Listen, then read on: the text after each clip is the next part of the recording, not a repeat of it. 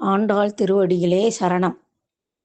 ஆண்டாள் சூடிய மாலை எப்படி பக்தியின் உச்சமாக மாறியது என்பதை இன்று அந்த நிகழ்வை உறுதி செய்த ஒரு தெய்வீக தருணத்தை பார்ப்போம்.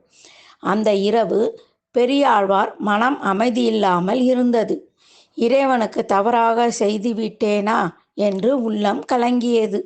அந்த கலக்கத்தில்தான் இறைவன் கனவில் அருளினார். கண்ணன் மெல்ல சிரித்தபடி சொன்னார், பெரியாழ்வாரே, கோதை சூடிய மாலையே எனக்கு உகந்தது.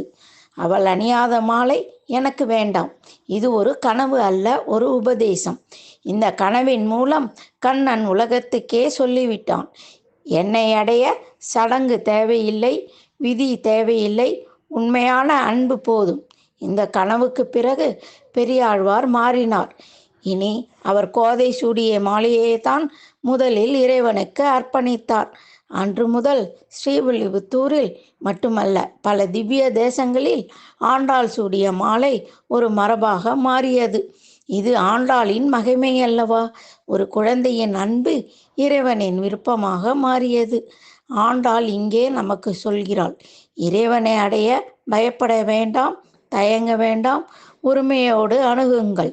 அதனால்தான் ஆண்டாளின் பக்தி பயம் கொண்ட பக்தி அல்ல, அது காண்டுதல் கொண்ட பக்தி.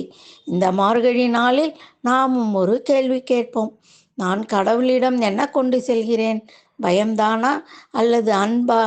அன்போடு சென்றால் இறைவன் தானே வந்து நம்மை அணைத்துக் கொள்வான். ஆண்டாள் வாழ்க்கை அதற்கு சாட்சி. ஆண்டாள் திருவடிகளே சரணம்.